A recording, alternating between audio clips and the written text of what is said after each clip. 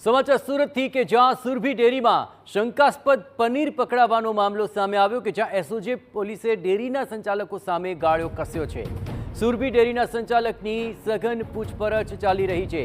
સંચાલકોની original paneer ન હોવાનું police સમક્ષ કબૂલાત પણ કરી લીધી છે। જ્યાં ડેરીમાં એનાલોગ પનીર બનાવવામાં આવતું હોવાની તેમણે કબૂલાત કરી। પોલીસ કાર્યવાહી માટે રિપોર્ટની હવે બસ રાહ જોઈ રહી છે અને રિપોર્ટ આવ્યા બાદ સુરભી ડેરીના સંચાલકો સામે પણ કાર્યવાહી હાથ ધરાશે।